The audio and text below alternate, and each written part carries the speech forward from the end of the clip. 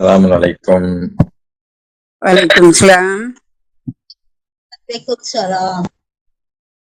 இன்ஷா அல்லாஹ் இன்னைக்கு குர்ஆன் வகுப்பு போலாம் நம்ம. அல்ஹம்துலில்லாஹ். எல்லா புகழும் அல்லாஹ் ஒருவருக்கு மாத்திரமே. வார்த்தையின் புகழ் அனைத்தும் அல்லாஹ்வுக்கே. கற்றுத்தரக்கூடியவராக அல்லாஹ் இருக்கிறாங்க. நம்ம கற்றுக்கொள்ளக்கூடிய மனநிலையில தொடர்ந்து இருந்தோம் அப்படின்னா நிச்சயமா நம்ம அத தெளிவா கேட்கக்கூடியவங்களாவும் இருப்போம். அதுக்காக மூசா நபி கேட்ட அந்த பிரார்த்தனை தான், என் இரட்சகரே என் சுவாபத்தை குறிப்பீராக, மேலும் இந்த விஷயத்தை எனக்கு எளிதாக்கி தருவீராக, எனது நாவில் இருந்து ஒரு முடிச்சை அவிழ்த்து விடுவீராக, அவர்களின் பேச்சை புரிந்து கொள்ளும் வண்ணம். அல்ஹம்துலில்லாஹ். இன்னைக்கு நாம சந்தேகம் அப்படிங்கிற ஒரு விஷயத்தை பத்தி பார்க்கலாம். குர்ஆன்ல இருந்து நம்ம கற்றுக்கொள்ளலாம். சந்தேகத்தை பத்தி அல்லாஹ் என்ன சொல்றாங்க அப்படின்னா, சந்தேகம்னா என்னன்னா ஒரு உறுதி இல்லாத நிலை தான் சந்தேகம். ஒரு நிச்சயமற்ற நிலை அப்படின்னு சொல்லலாம். சந்தேகம்னா என்ன அர்த்தம் அப்படின்னா, இதுவா அதுவா, இதை பண்றதா அதை பண்றதா அப்படிங்கிறது, அதுக்கு பேரு சந்தேகம். அதோட இல்லாம சந்தேகம் நமக்கு பயம் இருக்கு அப்படிங்கிறத வெளிப்படுத்தக்கூடிய ஒரு செயல்பாடு தான் சந்தேகம். உள்ளுக்குள்ள பயம் வச்சுக்கிட்டு தான் நம்ம சந்தேகப்படுறோம். பயம் இல்லைன்னா சந்தேகமே இருக்காது. எதை பத்தியும் பயம் உள்ள இடத்துலதான் சந்தேகமே உருவாகுதான். இது நடக்குமா நடக்காதா, நாளைக்கு கிடைக்குமா கிடைக்காதா, நாளைக்கு நல்லா இருக்குமா இருக்காதா, சந்தேகம் கொள்றதை பத்தி குர்ஆன் ரொம்ப தெளிவா சொல்லுது. அதுல தெளிவான வசனம் 49:12. அதுல என்ன சொல்லுதுன்னு பார்ப்போம். 49வது அத்தியாயத்தின் 49வது அத்தியாயம் ரொம்ப சின்ன அத்தியாயம் தான். நம்ம அது மனப்பாடமா இருக்கணும். அந்த அத்தியாயம் நம்ம சுவர்கள்ங்கிற அத்தியாயம்.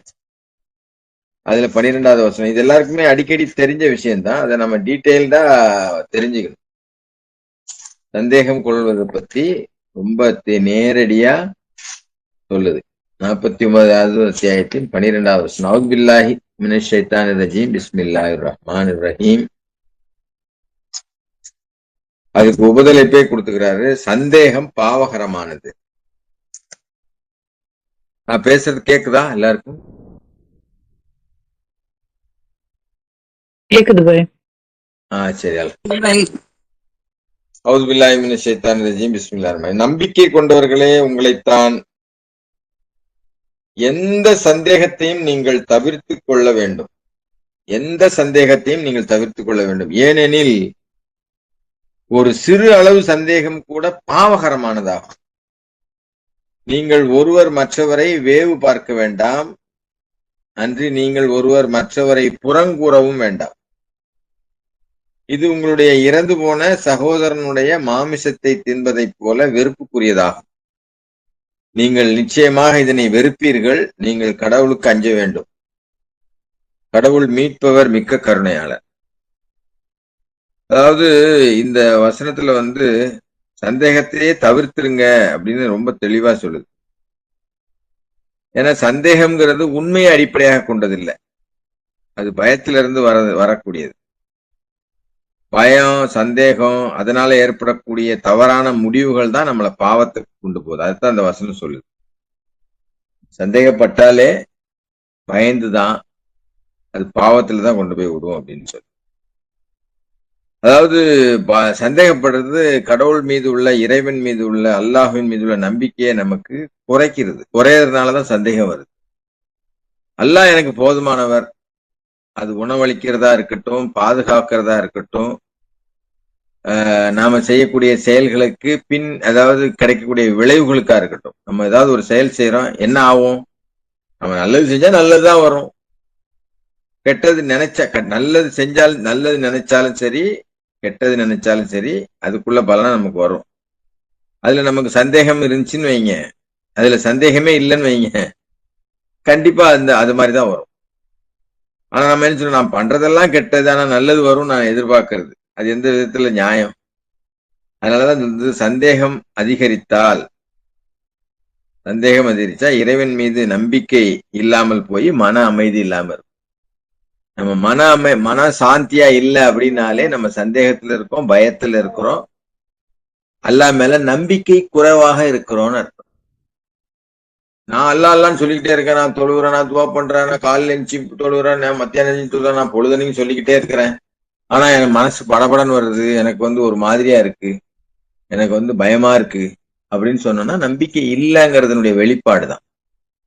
ஏன்னா எல்லாத்துக்குமே அல்லாஹ் போதுமானவர். அதாவது அதான் அந்த சூரே ஃபாத்திஹால நம்ம முதல் அத்தியாயத்தில் உள்ள முதல் வசனத்தையே நம்ம புரிஞ்சுக்கலாம். யார் அல்லாஹ் அப்படின்னா, அவர் இந்த பிரபஞ்சத்தினுடைய இரட்சகர். அவர் இந்த பூமியினுடைய இந்த வானம் பூமியில் உள்ள ஒவ்வொருத்தருக்கும் அவர் இரட்சகர். அவருக்கு தான் புகழ் அப்படின்னு சொல்றோம். அப்போ அதை நம்ம புரியாம சொல்றோம்.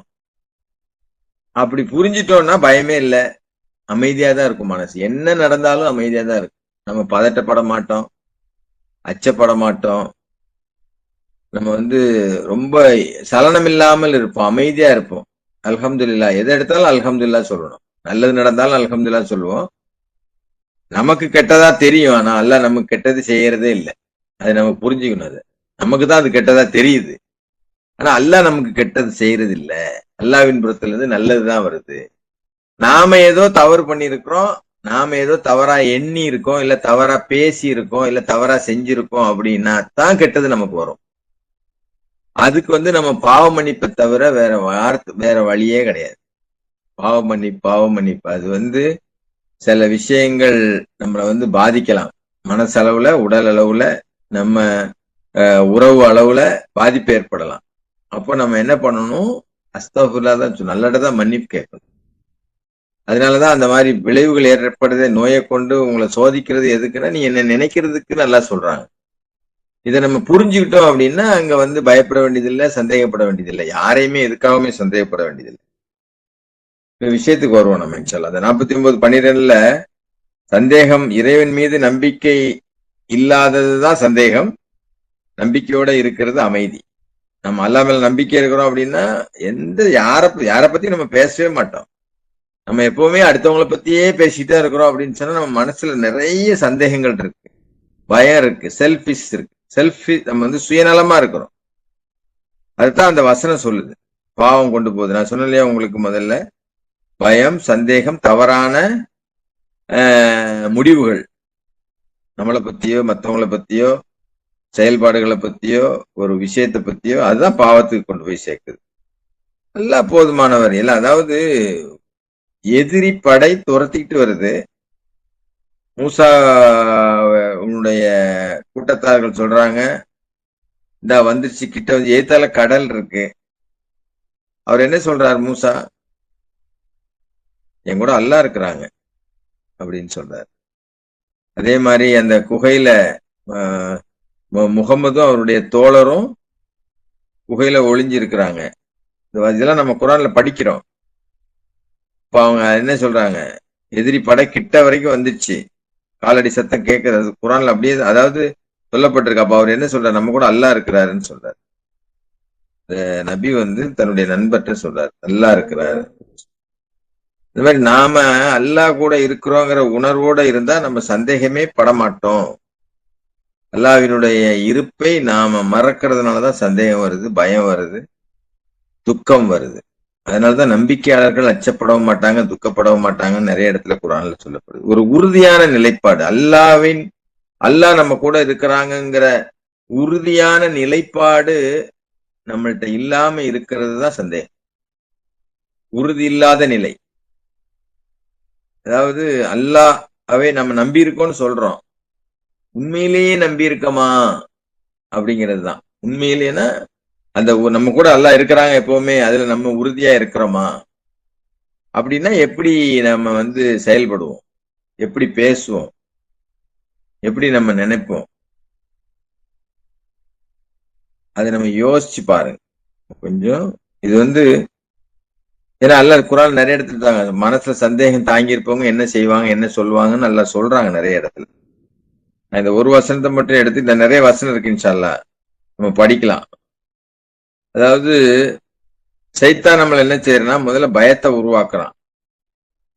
பிறகு சந்தேகத்தை நம்ம மனசுல விதைச்சிடறான். சந்தேகத்தை வருதுனாலே சைத்தான் வந்திருக்கான்னு அர்த்தம். அதை நம்ம புரிஞ்சுக்கணும். அதனாலதான் இந்த வசனத்துல எந்தவித சந்தேகத்தையும் படக்கூடாது. நம்பிக்கை கொண்டவர்களே, உங்களைத்தான் எந்த சந்தேகத்தையும் நீங்கள் தவிர்த்து கொள்ள வேண்டும். ஏனெனில் ஒரு சிறு அளவு சந்தேகம் கூட பாவகரமானதாகும். இதனால நம்ம குரானை படிக்கிறோம், கேட்கிறோம். ஆனா இதே நிலையில நம்ம தொடர்ந்து இருந்தோம் அப்படின்னு சொன்னா நம்ம அதாவது சொல்றாங்க இல்லையா, அகந்தை இருக்குன்னு அர்த்தம் நம்மள்ட்ட. படிக்கிறோம், கேட்கிறோம். அதுதான் 45:3 அந்த வசனத்தை படிச்சிடறேன். தன்னுடைய அகந்தையே தெய்வமாக எடுத்துக்கொண்ட ஒருவனை நீர் பார்த்தீரான்னு கேட்கிறார். அதாவது சிறிதளவு 45. அதனால என்ன ஆகுதுன்னா, சிந்தனையில சீல் வச்சிடறேன் நல்லா சொல்றாங்க. நம்ம எல்லாம் படிச்சிருப்போம், வாயால சொல்லுவோம். அதனாலதான் லிப் சர்வீஸ் அதாவது முதற்றளவுல சொல்றது கவுண்ட் ஆகாதுன்னு சொன்னார். தன்னுடைய அகந்தையை தெய்வமாக கொண்ட ஒருவனை நீர் கவனித்தீரா? அதன் விளைவாக அவனுக்கு அறிவு இருந்த போதிலும் அல்லாஹ் அவனை வழிகட்டில் அனுப்பி அவனுடைய செவிப்புலனிலும் அவனுடைய மனதிலும் முத்திரையிட்டு விடுகின்றார். மேலும் அவனுடைய கண்களில் ஒரு திரையை அமைத்து விடுகின்றார். அல்லாஹுவின் இத்தகையதொரு தீர்மானத்திற்கு பின் எவர் அவனை வழிநடத்த இயலும்? நீங்கள் கவனத்தில் எடுத்துக்கொள்ள மாட்டீர்களா? எப்படி நம்ம ரொம்ப சிந்திச்சு பார்க்க வேண்டிய ஒரு விஷயம். அதாவது நம்ம அல்லாஹ்ன்னு சொல்லிக்கிட்டு இருப்போம், ஆனா மனசுல சந்தேகம் வச்சுக்கிட்டு இருப்போம். அல்லாஹ்ன்னு சொல்லுவோம், ஆனா பயப்படுவோம். அல்லாஹ்ன்னு சொல்லுவோம், ஆனா துக்கப்படுவோம்.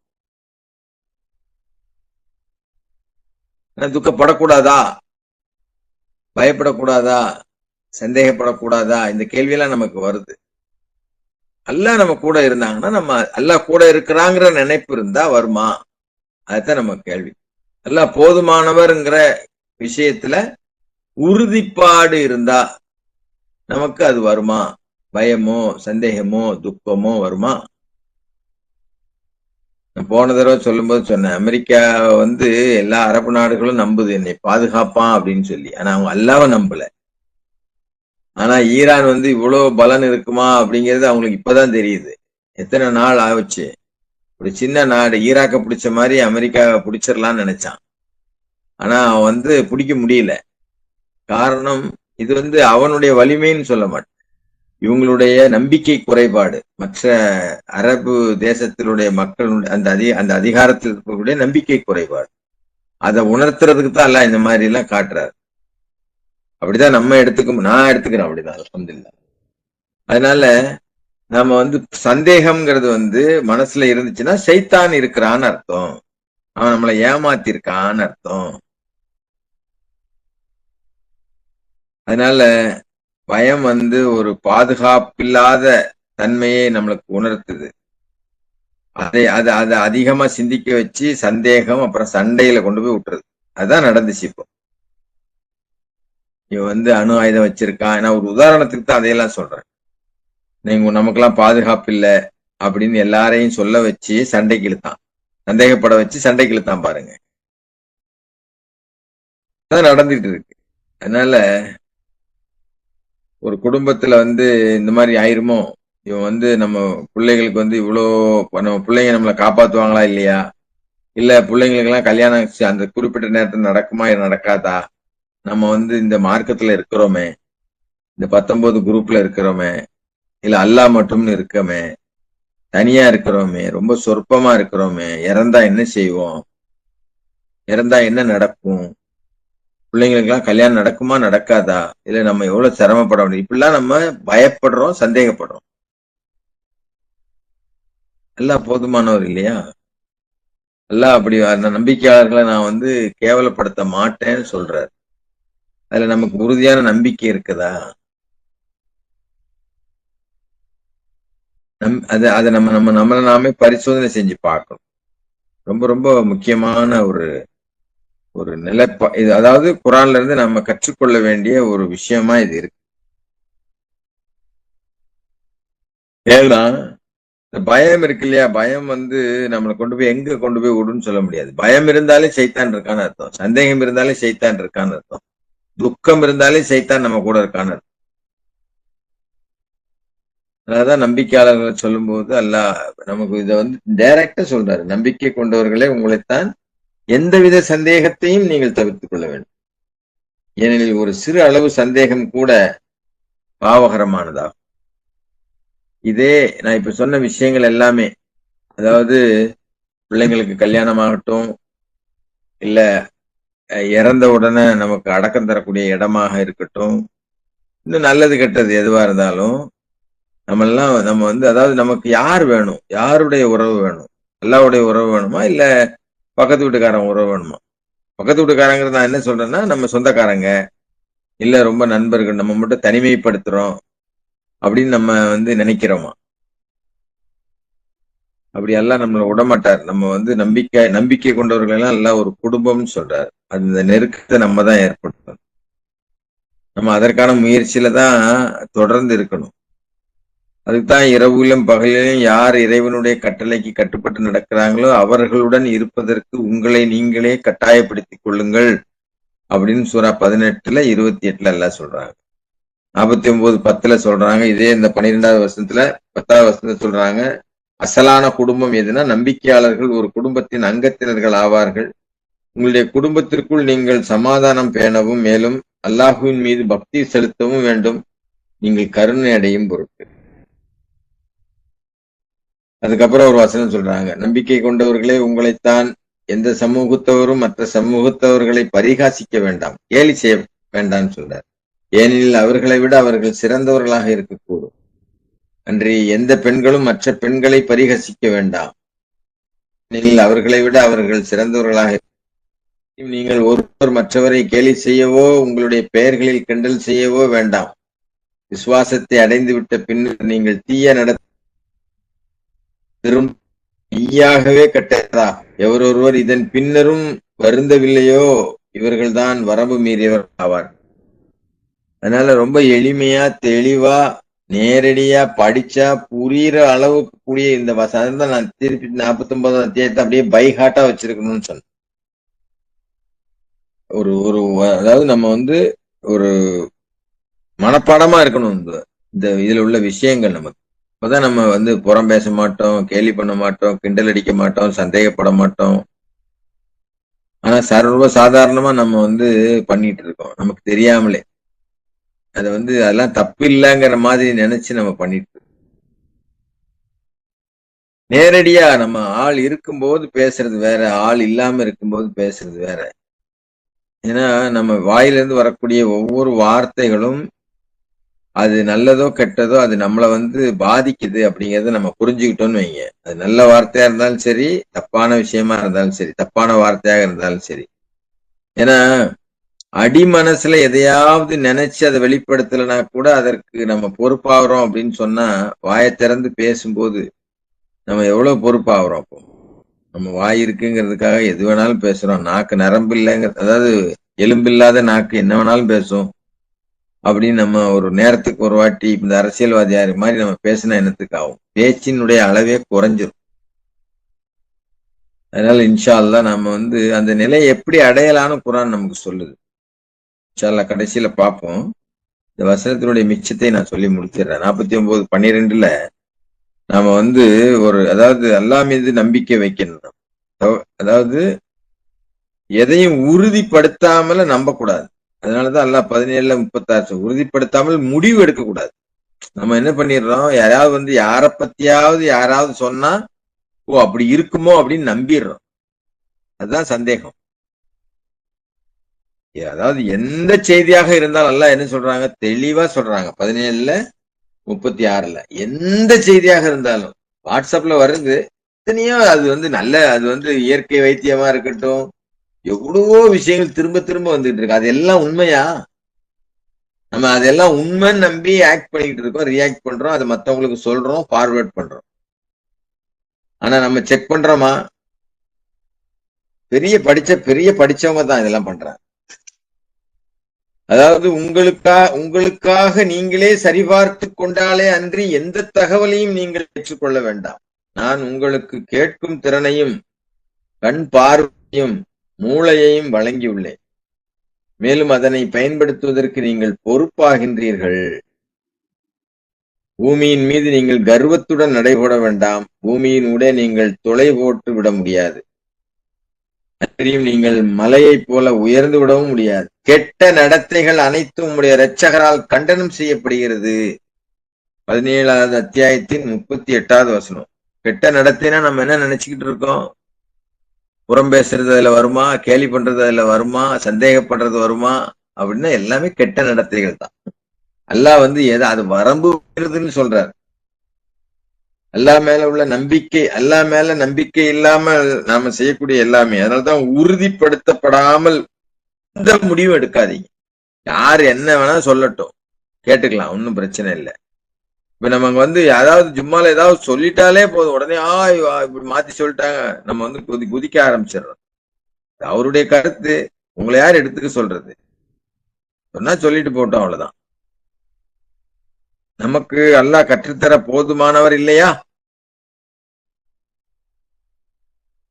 நமக்கு வாழ்வழிக்க உணவளிக்க அல்லாஹ் போதுமானவர் இல்லையா? அப்போ உறுதிப்படுத்தப்படாமல் எந்த முடிவும் எடுக்கக்கூடாது. அதுக்கு என்ன செய்யணும்? அதாவது நம்ம மனசை தான் சுத்தப்படுத்தணும். மனசை எப்படி சுத்தப்படுத்துறது? பயம் சந்தேகம் இல்லானாலே மனசு சுத்தமாயிரும். ஏன்னா அமைதியா இருக்கிற இடத்துல அல்லாஹ் இருக்கு. அமைதியோட இருந்தோம் அப்படின்னா அல்லாஹ் இருக்கிறாங்க. சைத்தானோட இருந்தா பயமும் சந்தேகமும் தான் இருக்கும். இது ரொம்ப சாதாரணமான ஒரு புரிந்து கொள்ளுதல் தான் இது. அதனால பயத்தை விதைச்சோம் அப்படின்னா சந்தேகத்தின் பலத்தை நம்ம அறுவடை பண்ணிதான் ஆகணும். பயம் நிறைந்த இதயம் சந்தேகப்படும், நம்பிக்கை நிறைந்த இதயம் அமைதியாக இருக்கும். பயம் நிறைந்த இதயம் சந்தேகத்தான் படும், நம்பிக்கை நிறைந்த இதயம் அமைதியாக இருக்கும். இப்ப இந்த பயத்தை சந்தேகத்தை பத்தி நிறைய வசனங்கள் இருக்கு. நம்ம ஒரு சில வசனங்கள் மட்டும் பார்ப்போம் இன்ஷா அல்லாஹ். அதுக்காக பயமே படலையா, சந்தேகமே படலையா அப்படின்னா எந்த விதமான, அதாவது அல்லாஹ் மேல நம்பிக்கை இல்லாம எந்த இல்ல. அதுக்கு 2 உதாரணம் இருக்கு, அதை நான் படிக்கிறேன் இன்ஷா.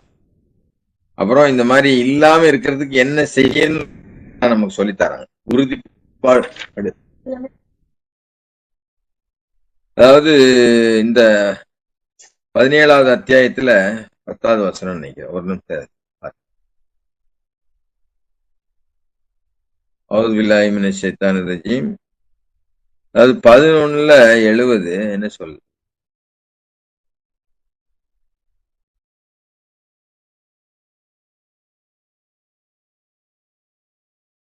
அதாவது ஆபிரகாமும் லோத்துக்கும் சமுதாயத்துக்கு வானவர்கள் எல்லாம் அனுப்பும் போது அந்த வானவர்கள் அவர்கள்ட்ட வரும்போது ஒரு பொரித்த கன்றை அவர்கள் கொண்டு வந்தாங்க. அந்த வானவர்களுக்கு அவர்களுடைய கரங்கள் அதனை தொடவில்லை என்பதை அவர் கண்டபோது அவர்களை பற்றி அவர் சந்தேகமும் அச்சமும் கொண்டார். அவருக்கு புரியல வந்திருக்கிறது யாருன்னு. அதனால அதான் சொன்ன இல்லையா, புரியாததுனாலதான். அதுக்கப்புறம் அவங்க சொல்றாங்க அவர் சந்தேகப்பட்டார். அவர்கள் கூறினார்கள் பயப்படாத. இந்த வசனத்தை வச்சுதான் நான் சொன்னேன், சந்தேகத்தினாலதான் பயம் வருது, பயத்தினாலதான் சந்தேகம் வருது, அச்சமும் வருது. அச்சம் பயம் ரெண்டும் ஒண்ணுதான். அப்ப அவருக்கு பயப்பட வேண்டாம், நாங்கள் லோத்தின் சமூகத்திற்காக அனுப்பப்பட்டுள்ளோம். வானவர்கள்னு அப்பதான் அவருக்கு தெரியுது, வானவர்கள் மனித ரூபத்துல வராங்க. அதனால எதை பத்தின சந்தேகம் அப்படிங்கிறது தான். பத்தியா மனுஷன்னா பலகீனமானவன் தான், அதை புரியும். ஆனா அல்லாஹ் பலகீனமானவர் அல்ல. அவர் வாக்குறுதி மாறாதவர், வாக்குறுதி மீறாதவர். நம்பிக்கையாளர்களை காப்போம் என்பது அவருடைய மாற்ற முடியாத சட்டமாகும். இதுலதான் ஒரு வசனத்துல வருது, நான் படிக்கிறேன். அதாவது நம்பிக்கையாளர்களை காப்போங்கிறது அவர் மாற்ற முடியாத ஒரு சட்டம்னு சொல்றாரு. தன் மீது அவரு கடமையாக்கிக்கிட்டாரு அல்லாஹ். இதே அத்தியாயத்துல அதாவது 110லயும் என்ன சொல்றாங்கன்னா, மோசஸுக்கு, அதாவது அவங்க அதுலயும், அதாவது இப்ராஹிமுடைய உதாரணம் ஒண்ணு இருக்கு, மூசாவுடைய உதாரணம் ஒண்ணு இருக்கு. 110ல மோசஸுக்கு நான் வேதத்தை கொடுத்தோம், ஆனால் அது தர்க்கிக்கப்பட்டது. மேலும் உம்முடைய இரட்சகரால் விதிக்கப்பட்ட முன்னரே தீர்மானிக்கப்பட்ட வார்த்தை இல்லாதிருந்தால் அவர்கள் உடனடியாக தீர்ப்பளிக்கப்பட்டிருப்பார்கள். அவர்கள் இது குறித்து முற்றிலும் சந்தேகத்துடனும் ஐயத்துடனும் சந்தேகத்துடனும் இருக்கிறார்கள். இந்த மூசா நபி அவருக்கு கொடுத்ததை பத்தியும் சொல்றாரு அல்ல நமக்கு. நிச்சயமாக உம்முடைய இரட்சகர் ஒவ்வொருவருக்கும் அவர்களுடைய செயல்களுக்குரிய பிரதிபலனை அளிப்பார். அவர்கள் செய்யும் ஒவ்வொன்றையும் அவர் முற்றிலும் நன்கறிந்தவராக இருக்கிறார். எனவே நீர் பின்பற்றுமாறு உமக்கு கட்டளையிடப்பட்ட பாதையில் உம்மோடு திருந்தியவர்களுடன் ஒன்று சேர்ந்து தொடர்ந்து செல்வீராக. மேலும் மரம் மீறாதீர். அவர் நீங்கள் செய்யும் ஒவ்வொன்றையும் பார்ப்பவராக இருக்கின்றார். அதனால நாம என்ன நிலையில இருக்கிறோம் அப்படிங்கறது நாம சுய பரிசோதனை செஞ்சு பார்க்கணும்.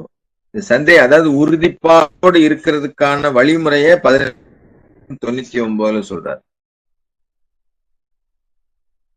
நமக்கு திருப்பி திருப்பி சந்தேகம் வருதுன்னா நம்மளுடைய வழிபாட்டினுடைய அளவு குறைவா இருக்கு அப்படிங்கறத நம்ம புரிஞ்சுக்கலாம். 1599 இது அடிக்கடி சொல்லக்கூடிய வாபுது ரப்புக்க ஹத்தா எழுத்தியக்கல் எக்கீன். எக்கீன்னா அந்த உறுதியான நிலைப்பாடு. அல்லாஹ் எனக்கு போதுமானவருங்கிறத உறுதியான நிலைப்பாடு. நாளைக்கு என்ன நடக்கும் அது எனக்கு அல்லாஹ் போதுமானவர். நாளைக்கு எனக்கு என்ன வேணுங்கிறத தர அல்லாஹ் போதுமானவர். அதான் அந்த பைபிள்ல ஒரு வசனம் வரும்ல, எதை உண்போம் எதை குடிப்போம் என்று கேளாமலும் சந்தேகப்படாமலும் இருங்கள். கடவுளின் சாம்ராஜ்யத்தை தேர்ந்தெடுங்கள். நீங்க விரும்பிய எல்லாம் உங்களை பின்தொடர்ந்து வரும். லூக்ல 12வது அதிகாரத்துல 29, 30, 31 வசனம். அப்போ இதுல இந்த 15வது அத்தியாயத்தின் 99வது வசனத்துல மேலும் சந்தேகம்னா என்ன அர்த்தம்னா உறுதிப்பாடு இல்லாத நிலைக்கு பேர் தான் சந்தேகம். இது சரியா தவறா, கரெக்டா தப்பா அப்படிங்கிறதுல ஒரு கரெக்டான டிசிஷன் எடுக்கல. அதுக்குதான் இது சொல்றாங்க. மேலும் உறுதிப்பாட்டினை அடைந்திடும் பொருட்டு உம்முடைய இரட்சகரை வழிபட வேண்டும். அதாவது வழிபாட்டின் மூலமாக மட்டுமே தான் அந்த உறுதிப்பாட்டை நம்ம அடைய முடியும், சந்தேகமில்லாத நிலையை அடைய முடியும். அததான் அந்த வசனம் வாபுது ரப்புக்க ஹத்தா எழுத்தியக்கல் எக்கீன் உறுதிப்பாடு. இந்த எக்கீனோட இருக்கணும் அப்படின்னா எல்லா நேரத்திலையும் பயான கேட்கும்போது மட்டும் எக்கீன் இல்ல, வெள்ளிக்கிழமை ஜும்மா தொழுது முடிச்ச அன்னைக்கு மட்டும் எக்கீன் இல்ல தொழுது முடிச்ச உடனே மட்டும் எக்கீன் இல்ல, எல்லா நேரத்திலும் எக்கீனோட உறுதியோட இருக்கணும். அப்படின்னா நான் சொன்ன மாதிரி முதல்ல நல்லது வந்தாலும் அல்ஹம்துலில்லாஹ், கெட்டதுன்னு நாம நினைச்சுனாலும் அதுக்கும் அல்ஹம்துலில்லாஹ். ஆனா அல்லாஹ் நமக்கு கெட்டது தர்றது இல்லைங்கிறதுல உறுதிப்பாடோட இருக்கும். கெட்டது வருதுன்னா நம்மளுடைய தவறின் பின் விளைவுதான் இது கெட்டது அப்படிங்கிறது. அப்ப அதுல மத்தவங்களை சந்தேகப்படுறதுக்கு என்ன இருக்கு? எனக்கு ஒரு தப்பு நடக்குது, நம்ம என்ன பண்றோம், பழிய தூக்கி யார் மேலேயாவது போடுறோம், இல்ல மத்தவங்க மேல சந்தேகப்படுறோம். இவரு இப்படி பண்ணதுனால இப்படி ஆயிடுச்சோ அப்படின்னு சொல்லி. யாரு பண்ணாலும் நமக்கு எதுவும் நடக்காது. நம்ம பண்ணா மட்டும்தான் நமக்கு நடக்கும். யாரும் நமக்கு நன்மையோ தீமையோ செய்ய முடியாது அல்லாஹ்வை தவிர. அல்லாஹ் நல்லது மட்டும்தான் செய்யறார். தீமை நாமளே சுயமா தேடிக்கிறோம். 4:79 எல்லா நன்மையும் அல்லாஹ்வின். அப்ப இந்த மாதிரி குர்ஆனை கவர் டு கவர் அண்டர்ஸ்டாண்ட் பண்ணும்போது நமக்கு ஒரு புரிந்து கொள்ளுதல் கிடைக்குது. அப்போ பயம் வராது, சந்தேகம் வராது, துக்கம் வராது. அதனால நம்ம இத ஏனோ தானோன்னு இல்லாம பயம் சந்தேகம் இருந்துச்சுன்னா இன்னும் அதிகமா நம்ம இப்போ தொழுக 5 நேரம் தான், நோன்பு 30 நாள் தான். அப்ப என்ன மத்த விஷயங்கள் செய்ய வேண்டியிருக்கு? குர்ஆன் அதிகமா படிங்க, அதிகமா அல்லாஹ்வை நினைவு கூறுங்க. என்னை நினைவு கூறுவதனால மட்டும்தான் அவங்களுடைய மனசு அமைதி அடையும். மனசு அமைதியா இருந்தா தான் சந்தேகமே வராது. சந்தேகம் இருந்துச்சுன்னா சைத்தான் நம்ம கூட இருக்கிறான்னு அர்த்தம். இப்படி ஒன்னையும் தொடர்பு படுத்தி பார்த்துட்டோன்னு வைங்க, ரப்பி அவுது பிக்க மின் ஹமஷாத்தி ஷயாத்தின் வாவுது பிக்க ரப்பியா யக்துருங்கிறத பிரார்த்தனை பண்ணுவோம். அஸ்தக்ஃபிருல்லாஹ் நம்ம பிரார்த்தனை பண்ணுவோம். சின்ன சின்ன விஷயத்துக்கு கூட அல்ஹம்துலில்லாஹ் மனசுக்குள்ள நினைச்சுக்குவோம், அல்லாஹ்வை புகழ்வோம், அல்லாஹ்வை துதிப்போம். இப்படி பண்றதுனாலதான் நீங்க இந்த நிலைய பரிசுத்தமான நிலையை அடைய முடியும்னு அல்லாஹ் சொல்ற வழிகாட்டுதல நம்ம கேட்போம், ஞாபகம் வச்சிருப்போம், செயல்படுத்துறோம். காலு சமியனா பத்தானா, கேட்டோம் கட்டுப்பட்டோம்ங்கிற அடிப்படையில நம்முடைய வாழ்க்கையை அமைத்துக் கொள்வோம். இந்த வாய்ப்பை அல்லாஹ் தந்ததுக்கு அல்லாஹ்வுக்கு நன்றி சொல்லி நிறைவு செய்கிறேன். அல்ஹம்துலில்லாஹ். அஸ்ஸலாமு அலைக்கும்.